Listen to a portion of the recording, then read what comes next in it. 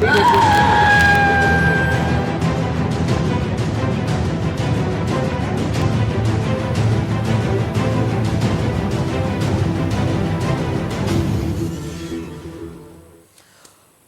India news देख रहे हैं आप। मैं हूं आपके साथ पराग गुप्ता। गाजियाबाद में स्कूल बस में बैठे बच्चे की मौत से हड़कंप मच गया है। हादसे के बाद ड्राइवर फरार हो गया है, तो मामले का संज्ञान खुद मुख्यमंत्री योगी आदित्यनाथ ने लिया है। उन्होंने जिले के डीएम से रिपोर्ट मांगी है। बच्चे की मौत के बाद परिजनों ने मोदी नगर थाने का घेराव किया, वहां पर धरना दिया और जांच की मांग कर रहे हैं। लेकिन मोदी नगर के Dayawati Modi public school bus में सवार 10 साल के छात्र अनुराग भारद्वाज की मौत के रहस्य से पर्दा जांच के बाद उठेगा। परिजनों ने हत्या का आरोप लगाया है, जबकि स्कूल प्रबंधन घटना को हादसा बता रहा है। इस घटना के बाद से पूरे भारद्वाज परिवार में शोक का माहौल है। अनुराग को अपने सामने दम तोड़ता देखने वाले बच्चों का अब भी बुरा हाल है। वो इस दर्दनाक हादसे के मंजर को भुला नहीं पा रही हैं।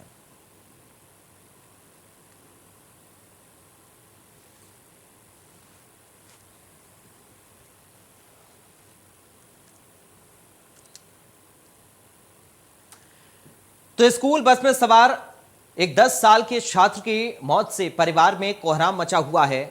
परिजन इंसाफ की मांग कर रहे हैं, इसे हत्या बता रहे हैं। स्कूल प्रशासन इसे हादसा बता रहा है। हालांकि पूरी जांच होने के बाद ही इस पूरे मामले से पर्दा उठ पाएगा कि आखिर कैसे अनुराग की मौत हुई। लेकिन जिन छात्रों ने अनुराग को अपनी आंखों के सामने दम तोड़ता हुआ देखा, वो छात्र अब भी खौफ के साए में हैं। वो छात्र अब भी परेशान हैं और अनुराग के परिजन रो रो कर परेशान हैं।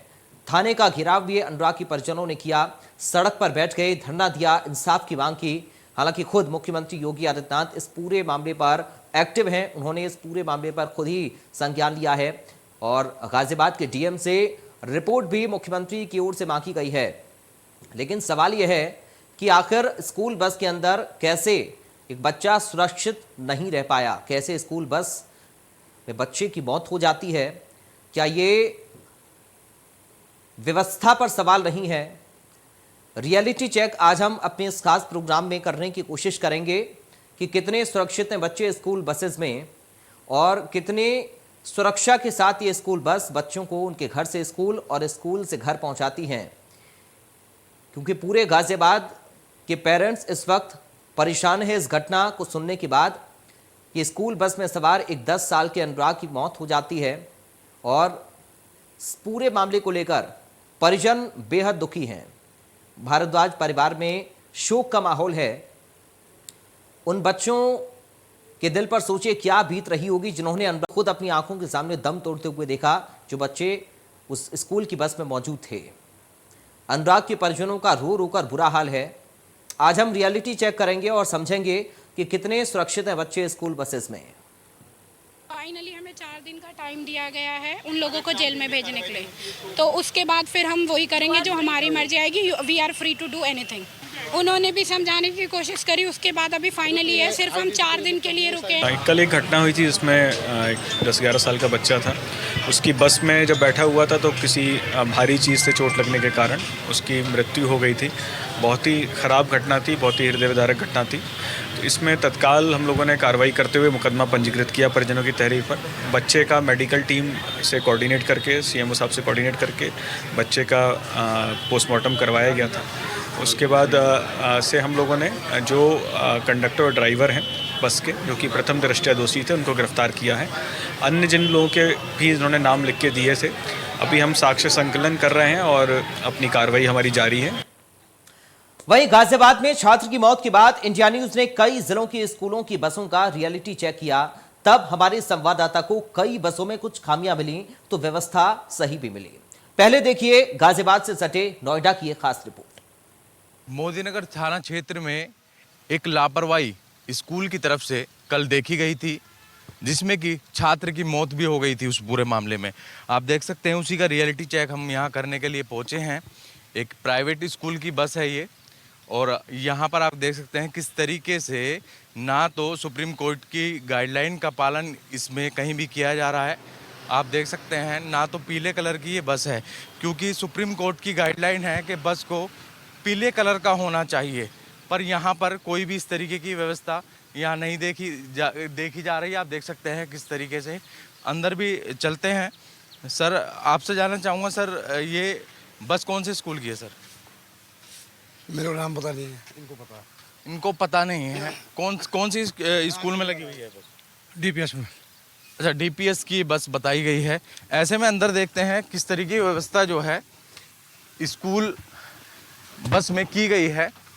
हालांकि स्कूल बस इस पे जो नेम प्लेट लगाई गई है स्कूल बस की, पर जो सुप्रीम कोर्ट की गाइडलाइन है इसमें कैमरा होना चाहिए, फर्स्ट एड बॉक्स होना चाहिए, जिससे कोई किसी को चोट लग जाती है बच्चे को तो उसका इलाज एट ए मोमेंट पे किया जा सके। ऐसे में कैपेसिटी की बात की जाए तो हालांकि कैपेसिटी यहाँ दिख रही है उस तरीके से बच्चे की, पर यदि जो गाइडलाइन का जो पालन होना है उस तरीके से यहाँ कुछ भी नहीं दिख रहा है। सबसे बड़ी बात जो कल मोदी नगर में घटना हुई है, ग्रिल लगी हुई थी हालांकि उस स्कूल में, उस बस में, पर यहाँ से जब बच्चे को चोट लगी थी, हालांकि इसमें ग्रिल नहीं है। आप देख सकते हैं किस तरीके से यहाँ इस बस में ग्रिल भी नहीं लगी है। सबसे बड़ा सवाल आरटीओ पे होता है और जिला प्रशासन पे होता है। आखिरकार किस तरीके की व्यवस्था की गई है और किस नींद में भी सोए हुए हैं। लगातार इस तरीके की चीज़ें सामने आ रही हैं तो कहीं ना कहीं बड़ी घटना का इंतजार गाजियाबाद प्रशासन कर रहा है। गाजियाबाद से अनिल चौधरी, इंडिया न्यूज़। तो आपने देखा, हमारे संवाददाता ने जायजा लिया एक बस का और ये समझने की कोशिश की कि कितनी सुरक्षित ये बस बच्चों के लिए है। अनिल चौधरी इस वक्त हमारे साथ लाइव जुड़ गए हैं। संवाददाता अनिल, ग्राउंड पर जब आप पहुंच रहे हैं तो क्या इंतजाम बसेस में आपको बच्चों के लिए देखने को मिल रहे हैं? कितनी सुरक्षित वो बस हैं? क्योंकि अनुराग की मौत के बाद अब सभी पेरेंट्स के मन में यही सवाल है कि उनका बच्चा कितना सुरक्षित है जब वो बस से अपने घर से स्कूल जाता है और स्कूल से घर आता है। अनिल, देखिए, मैं आपको बताना चाहूंगा, जिला प्रशासन लगता नहीं है उस तरीके से सतर्क हुआ है, क्योंकि कल इतनी बड़ी घटना हो जाती है, एक परिवार का लाल छिन गया, उसके बावजूद भी जिला प्रशासन जागता नहीं है और तमाम इस तरीके की बस आज हमें मिली जो कि सुप्रीम कोर्ट की गाइडलाइन का बिल्कुल भी पालन नहीं कर रही है। ना तो वो पीले कलर की बस थी, आपको मैं थोड़ा बताना चाहूंगा क्या गाइडलाइन होनी चाहिए। एक तो पीले कलर की बस होनी चाहिए पूरी, और साथ ही उसके अंदर फायर सेफ्टी के लिए इंतजामात होने चाहिए, और यदि बच्चे को चोट लग जाए तो उसके लिए भी एक जो बॉक्स जो है वहां होना चाहिए जिसमें फर्स्ट एड जिसे कहते हैं। और ऐसे में जब बच्चा सीट पे बैठेगा तो उसके जो सामने का स्पेस काफी ज्यादा होना चाहिए। इस तरीके की और जो व्यवस्था एक बस के अंदर होनी चाहिए, पर जिला प्रशासन इस तरीके से जो होनी चाहिए व्यवस्था वो चीजें जमीनी स्तर पर नहीं दिखती हैं। और साथ ही हमने जब डीएम से बात की तो डीएम कहीं ना कहीं वो ये कहते हैं कि हमारे लेवल की बात ही नहीं है, ये बहुत छोटी बात है। तो उनको मुझे लगता नहीं है इस तरीके की लापरवाही इस जिले में देखी जा रही है, क्यों जिले के डीएम इस तरीके के बात कहते हैं कि मेरे लेवल की बात नहीं है। और आखिरकार जो पेरेंट्स हैं वो लगातार सवाल कर रहे हैं, आखिरकार मेरे बच्चे की मौत का जिम्मेदार कौन है? या तो वो स्कूल प्रशासन था, स्कूल प्रशासन की तो गलती पाई ही गई, और वहीं दूसरी तरफ जो इनको परमिट दे रहा है जिला प्रशासन जो कि परिवहन विभाग है, क्यों नहीं इन पर ऐसी बसों पर कार्रवाई की जाती है जो लापरवाही तरीके से शहर के अंदर दिखाई दे रही हैं। हालांकि आज जो एआरटीओ हैं उन्होंने ये बात कही है कि हम इन पर कार्रवाई करेंगे। कुल टोटल 1800 बस जो है जिले के अंदर चल रही हैं, और साथ ही 700 बस जो है उन्होंने बताई हैं जिनकी फिटनेस खत्म हो चुकी है। जिस बस से ये एक्सीडेंट जो हुआ जिसमें एक बच्चे की मौत हो गई मोदी नगर में, उसकी भी फिटनेस खत्म हो चुकी थी। तो कहीं ना कहीं बड़ा सवाल जिला प्रशासन के लिए भी बनता है, आखिरकार जिला प्रशासन किस नींद में सोया हुआ है कि इन सब जो लापरवाही जो लगातार देखी जा रही हैं, क्यों जिला प्रशासन ऐसे लोगों पर कार्रवाई नहीं करता? आप जो बता रहे हैं क्यों इन्हें परमिशन दे दी जाती है? करने की कोशिश की और इस पूरे संबंध में जवाब मांगा तो डीएम कह रहे हैं कि उनके लेवल की बात नहीं है। शायद डीएम साहब ये भूल गए हैं कि अगर उन्होंने बच्चों की सुरक्षा को अपनी लेवल की बात समझा होता, अपनी जिम्मेदारी को समझा होता, तो शायद आज एक बच्चे की जान ना जाती, जिसके परिजन आज रो रो कर परेशान हैं। पूरे परिवार में शोक का माहौल है। सवाल यह है कि वो जिले के मालिक हैं, जिलाधिकारी हैं और सारे विभाग उन्हीं के अंडर में आते हैं। जितने भी विभागों के मुखिया हैं वो सब उनके अंडर में आते हैं। तो सबसे पहले जिम्मेदारी तो डीएम साहब की इसमें बनती है। खुद मुख्यमंत्री ने डीएम से रिपोर्ट भी इस पूरे मामले पर अनिल मांगी है। क्या रिपोर्ट अपनी तैयार कर रहे हैं डीएम साहब?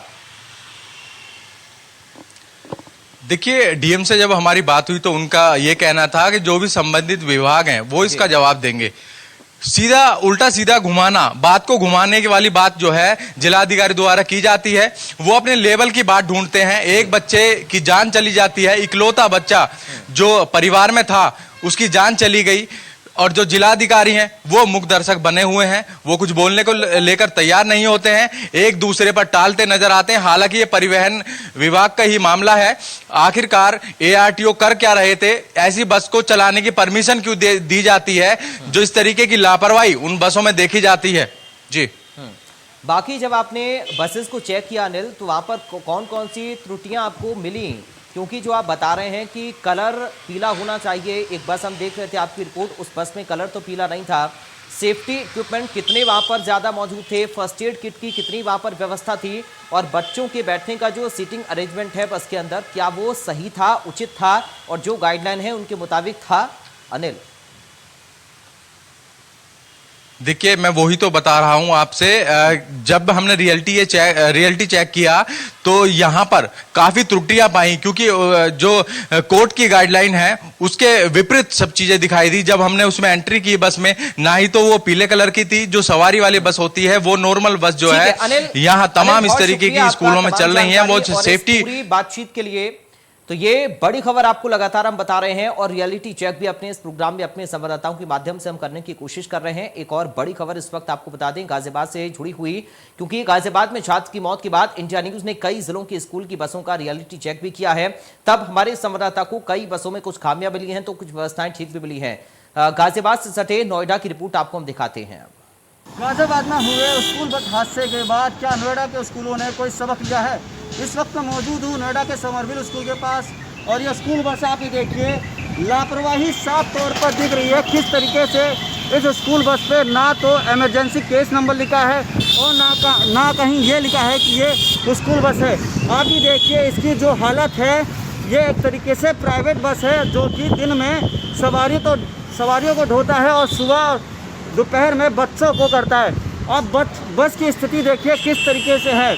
इसी हादसे को लेकर गाजियाबाद पुलिस ने और गाजियाबाद के प्रशासन ने वहां फटकार लगाई थी, मगर कहीं ना कहीं नोएडा का जो प्रशासन है, नोएडा जो आला अधिकारी है, वो अभी ध्यान नहीं दे रहे। वो अभी किसी हादसे के इंतजार में है। आप तमाम बसें तो देख सकते हैं, जो तमाम बसें हैं उनमें कहीं नहीं लिखा कि स्कूल बस है, ये प्राइवेट बस है। ये बच्चों की जान के साथ लापरवाही बरत रहे हैं। क्योंकि ये मोटा फीस लेते हैं बच्चों के पेरेंट्स से उनके घर तक का छोड़ने का, मगर जो सर्विस देने की बात आती है तो ये बिल्कुल पीछे है। लापरवाही देखिए, इस चीज़ पर भी देखिए, अगर देखा जाए तो स्कूल बस पे लिखा रहना चाहिए कि ये स्कूल बस है। इमरजेंसी में आपको ड्राइवर का नंबर भी यहाँ लिखा जाना चाहिए, मगर कहीं ना कहीं स्कूल प्रशासन और गौतम बुद्ध नगर जो आला अधिकारी हो अभी तक सोई हुई है। कैमरा पर्सन सोनू के साथ इंडिया न्यूज से महेंद्र माही। स्कूल हादसों में कानपुर भी पीछे नहीं है, इसलिए इंडिया न्यूज की कानपुर पहुंची टीम और वहां स्कूल की बसों के अंदर की हकीकत को जानने की कोशिश की। बच्चों को नियमित सुरक्षा मिल रही है या फिर नहीं, देखिए रिपोर्ट। इंडिया न्यूज की टीम आज रियलिटी चेक के लिए जो प्राइवेट वाहन है स्कूलों के, उन पे रियलिटी चेक करेगी कि देखेगी कि क्या कंडीशन है। जिस प्रकार से गर्मी और तापमान दिन प्रतिदिन बढ़ रहा है, ऐसे में बसों में किस प्रकार से जो बच्चे जाते हैं और आते हैं उनको क्या क्या समस्याओं का सामना करना पड़ता है। रियलिटी चेक के लिए हम बात करेंगे। बेटा क्या नाम है आपका? क्या नाम है आपका? आरुष सिंह। आरुष, ये बताइए बस में आप जाते हैं, कैसा मौसम है, कितनी गर्मी लगती है? गर्मी बहुत ज़्यादा लगती है। और कोई दिक्कतें आती? यहाँ पे टेम्परेचर दिखता रहता है, टेम्परेचर ऑलमोस्ट 38 तो हमेशा रहता ही है। क्या समस्याएं आती हैं आप लोग को बस में? बस में जैसे अगर आगे बहुत सारे अभी जैसे लोग आ गए हैं, कभी कभी ज़्यादा लोग हो जाते हैं तो बहुत चिपचिपा सा लगा रहता है। कुछ देर बाद ठंडी हो जाती है अगर AC। आइए एक बार बस के अंदर का नज़ारा देखेंगे कि अंदर क्या है नज़ारा। क्या कुछ जो बच्चे हैं आप अंदर देख सकते हैं कि बच्चे बस आ चुके हैं स्कूलों से, और इसके अंदर आप देख सकते हैं, आप अंदर का नज़ारा आपको दिखाएंगे रियलिटी चेक के लिए कि जिस प्रकार से प्राइवेट ये वाहन है और इसके अंदर किस प्रकार से बच्चे आ जा रहे हैं, सब शोर मचा रहे हैं बच्चे, काफ़ी संख्या में बच्चे बैठे हुए हैं बस के अंदर। आप देख सकते हैं जो गर्मी का मौसम है और तापमान भी तकरीबन 44 से 45 डिग्री जा रहा है। ऐसे में जो इनका घर से और स्कूल तक टाइम होती है, जो दूरी होती है, उसमें किन किन समस्याओं का सामना करना पड़ता है। बच्चे कहीं ना कहीं परेशान हो रहे हैं, गर्मियाँ हैं और ऐसे गर्मियों में आप देख रहे हैं जो नज़ारा है, कहीं ना कहीं जो प्राइवेट बसें हैं एक बड़ी समस्या है कि अपने मनमानी ढंग से बच्चे जो बसें हैं उससे क्षमता के अधिक बच्चों को भर लिया जाता है और कुछ बच्चे खड़े होकर भी ट्रैवलिंग करते हैं। तो कहीं ना कहीं जो समस्याएं हैं बच्चों के लिए और जो स्कूल के प्रबंधक हैं जो उनकी मनमानी है वो लगातार जारी है, प्राइवेट बसों की मनमानी जारी है। कहीं ना कहीं एक बड़ी समस्या है जो कि तापमान दिन प्रतिदिन बढ़ रहा है और ऐसे गर्मी में इस प्रकार के जो प्राइवेट वाहन हैं उनकी मनमानी और प्राइवेट स्कूलों की मनमानी बच्चों के लिए नुकसानदायक है। कैमरा पर्सन रवि के साथ शिवराज साहू, इंडिया न्यूज़, कानपुर। इन सभी जगहों का रियलिटी चेक करने के बाद हमारी टीम गोरखपुर पहुंची और वहीं कई स्कूलों की बस का जायजा लिया और पाया कि बच्चों को किस तरह सुरक्षा व्यवस्था मुहैया कराई जा रही है। देखिए रिपोर्ट। लगातार बच्चों की सुरक्षा को लेकर के सरकार और प्रशासन पूरी तरह से गंभीर भले ही नजर आता है, लेकिन जैसे ही स्कूल की शुरुआत हुई कोरोना काल के बाद से एक बार फिर से बच्चों की जिंदगी के साथ लापरवाही शुरू हो गई। चंद पैसों के चक्कर में ये ऑटो वाले किस तरीके से बच्चों को भर करके लेके जाते हैं, आप तस्वीरें देखेंगे कि किस तरह से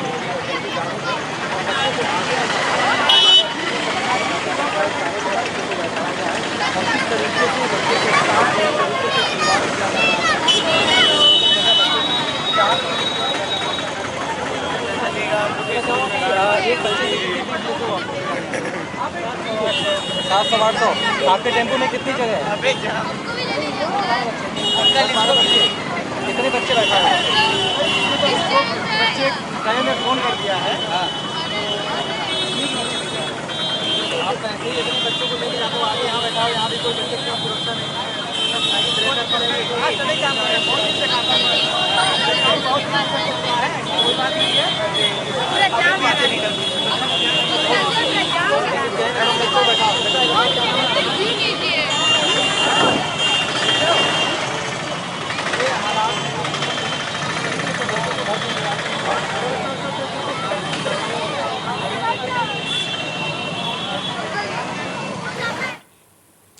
उधर मथुरा में भी स्कूल बसों या ऑटो में स्कूली बच्चों का हाल जानने के लिए हमारी टीम पहुंची। देखिए रिपोर्ट।